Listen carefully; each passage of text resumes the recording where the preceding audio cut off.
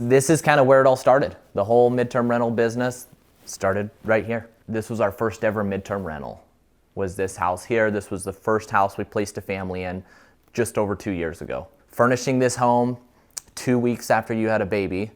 Neither one of us had ever furnished a home before because we lived in a fifth wheel RV. We spent a lot of money that we didn't need to spend. We could have furnished it a lot cheaper and still had just as good a quality of stuff, but that's the cost of learning.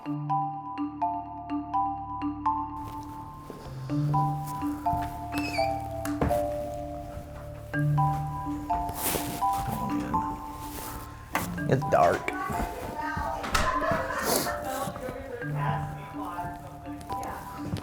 Like these are brand new chairs there that are tore up by kitty cats. On here, what if you just take a lighter and it'll just burn those threads back. It'll clean.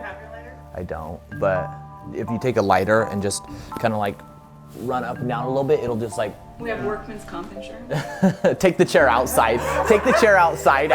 All of a sudden it burns the house. What if it's really flammable? Like, wait a minute. So yes, it's on the back of the couch. Yeah, but like the chair there a bit, but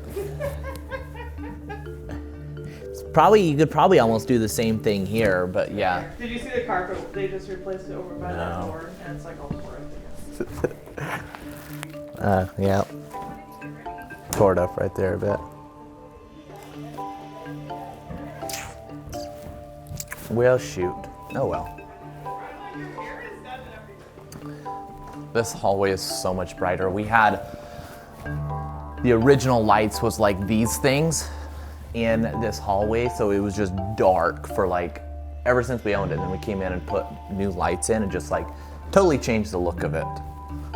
So we're at one of our homes here in Nampa.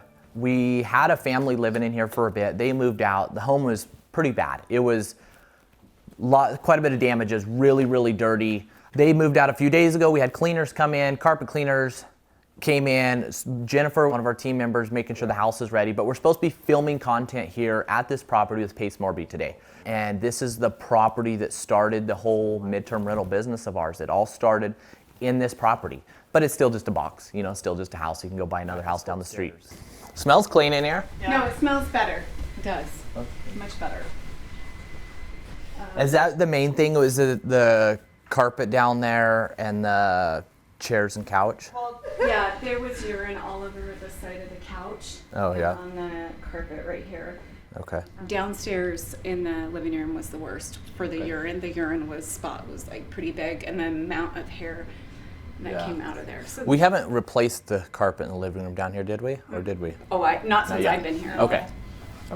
So these two bedrooms have different bedspreads because they were stained. Okay, I wanted to make sure it was okay. No, but I think it smells better in here. Yeah.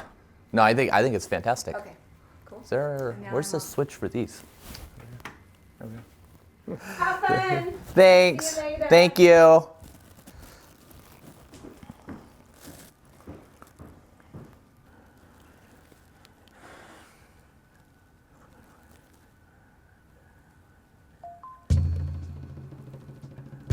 Check this out over here.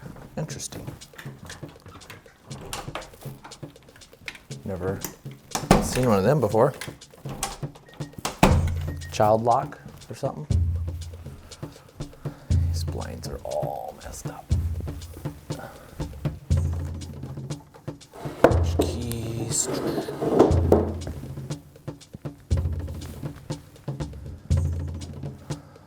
Let's look at out here where step outside, where the dog supposedly got out and the dog police got called. We dug under the gate here, so we installed some dog stoppers. That should work. Do we still have the stick in here? Oh, the stick even disappeared. So we had in this sliding glass door here, you know how most sliding glass doors are, they don't lock very well. And so we had a stick in the bottom down here. It's just kind of an extra safety thing. And we had a family move in, and the lady was extremely upset that there was a stick in the door, and the lock didn't work very good, as most sliding glass doors don't. But we had a stick in the door here for a safety thing, and she thought that was just absolutely ridiculous that we didn't have a better door in this home and we had to have a stick there. And it was funny because there was a dozen other things that she wanted to make sure we had a Keurig in the home. She was really upset that we didn't have a Keurig, and they wanted 20 pillows, and it was a lot. And finally we ended up just kind of drawing the line. We supplied a lot of stuff to really help them out and to satisfy what they wanted, but we kind of had to draw the line at one point and just say, okay, this is what it is, this is what it's not. That's for her to go under the table for the umbrella. The umbrella's in the garage. Oh, this refrigerator's pulled out. Why is this out so far? Excuse me.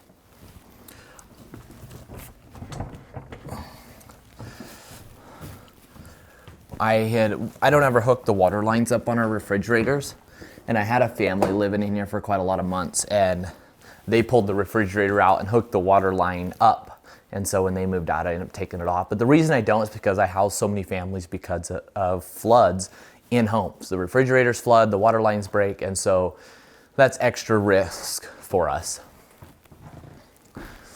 Oh, these are the famous handles here. The video I did that got however many millions of views because talking about the handle. They never drilled that secondary hole that was needed up there. When the home builder charges you another $8,000 to put fancier cabinet handles on, but realizes, oh, they don't even need to drill a second hole there. And these were supposedly installed here by the builder as the upgraded hardware. What's up? Anything? Oh, well. Oh, well, they were here for like a week and a half. I know, but what do you do about it besides fix it and build it? Talk to your viewers about that. How do you, because a lot of people get really upset about damages to their homes, so how do you handle it? Damages to homes, it sucks and it's annoying, but it's something that is going to happen. You have to accept that, but yes, put precautions and put things in place to try to minimize it. But it's part of it. It's what it is. We're gonna have to repair what we need to repair, replace what we need to replace. But in the long haul, the profit still outweighs the damages. And damages are going to happen. You can't minimize them completely. It sucks, it's annoying. It's like, come on people, just take a little bit better care of the stuff. But not everybody does that. So this is where we are. I kind of wanted to DoorDash some coffee. DoorDash coffee from where? I don't know, wherever there's coffee. Okay, ask me. It can't while you're on your phone. I'll answer still. It can't while you're on your phone. Put the phone down. You can DoorDash coffee if you want. There's no human being close by. They're all Meridian, other side of Nampa. Like way far away? Yeah, they're a long ways away.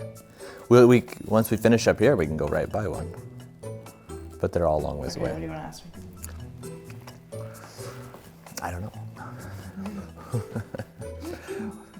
When we furnish this home for the first time, stop laughing. I guess my question would be, what made you want to move forward and furnish this home? When that family reached out and they needed a home for 2 or 3 months, what made you want to go ahead and move forward and actually just furnish this whole home and use it as a furnished rental? We had to rent it out, so we were desperate. But we also had to put money into furnishing to furnish it. Right after we had put a bunch of money into getting it out of foreclosure. Right, wasn't that right? Yeah. Right before that. Yeah, it was before that, actually. We didn't even know it was in foreclosure at that time. Oh, had they moved in already? Yeah, they'd already moved in. They were already living in here. So yeah, I mean, we spent 20 in furnishings? It's 20, 25 more so.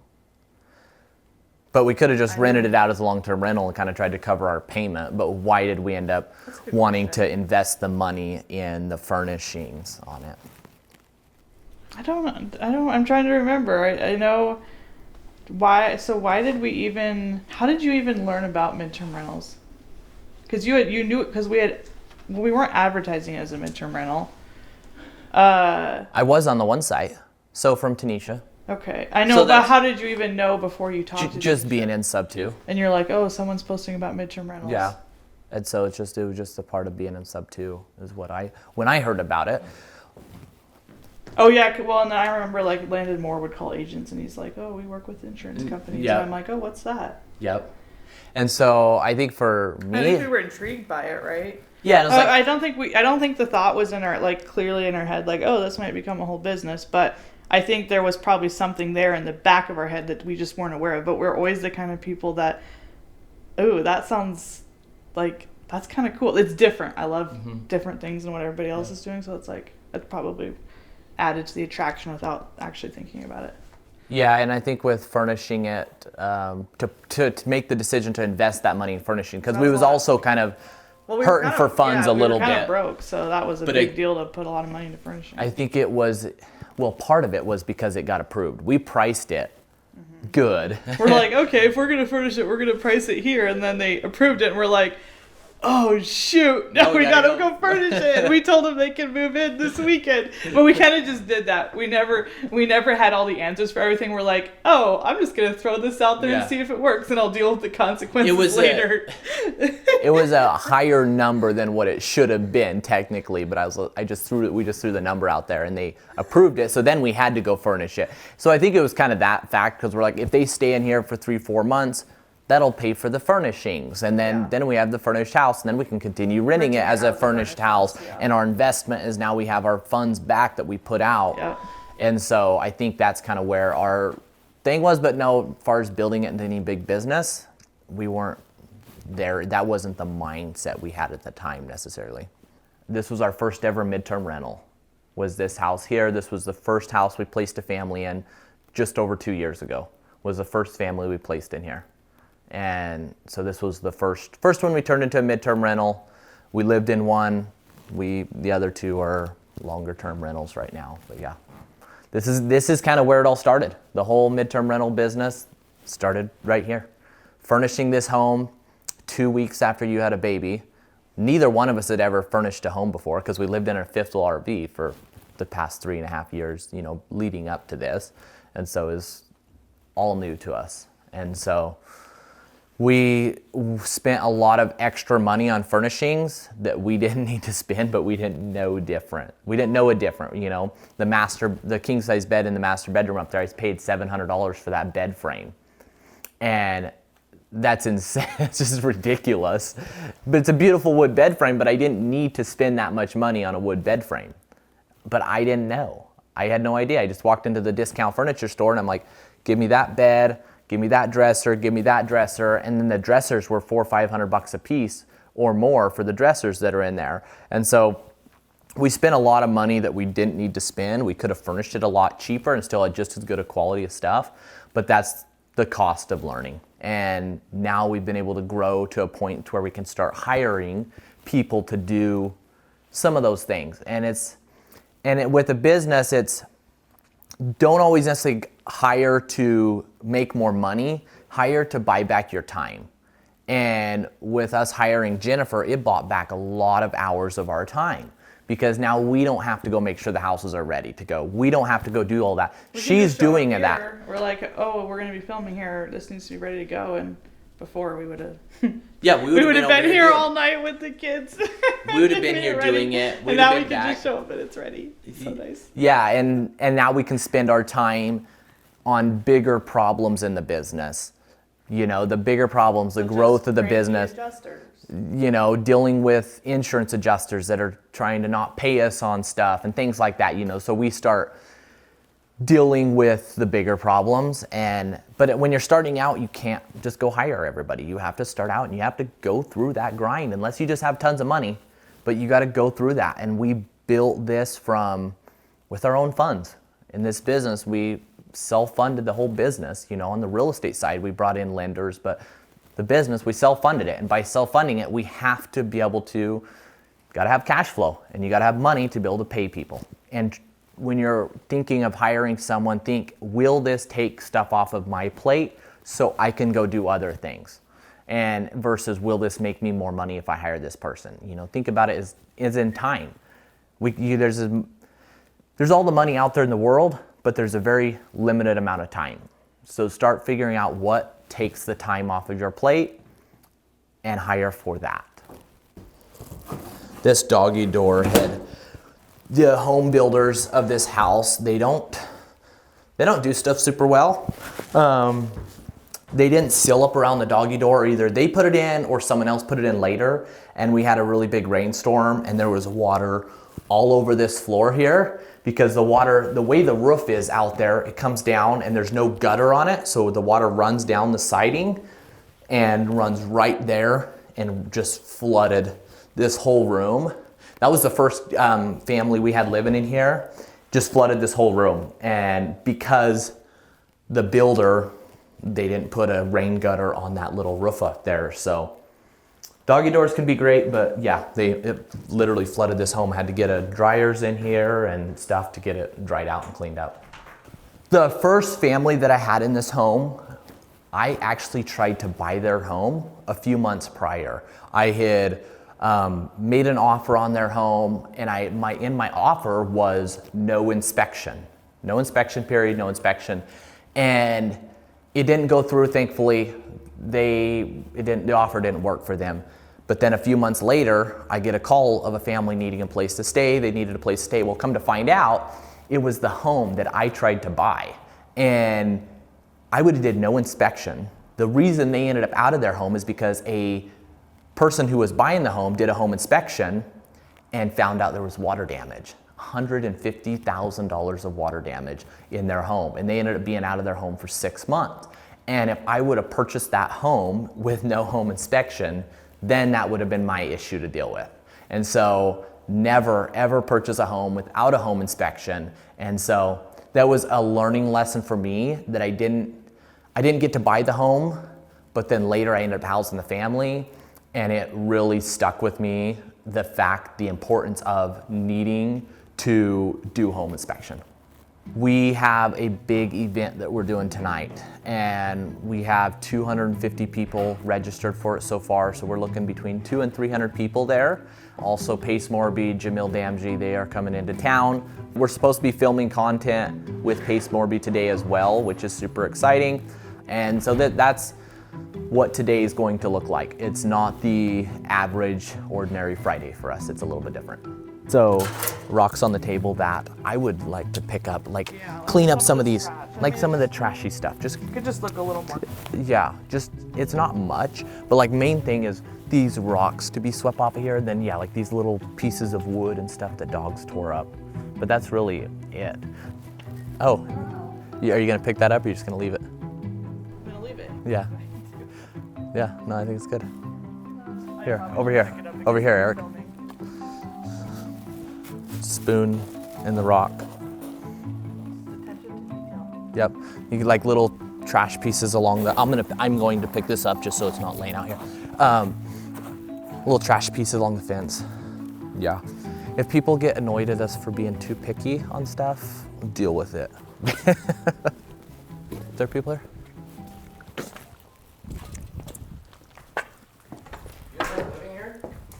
What are you guys doing with this? It's a rental. Oh, just regular rental? Furnished. So we do midterm housing. How are you? Good to see you, buddy. Yeah, good to see you. It's a mic for you. What are you doing with your hair? You growing it out? I cut it.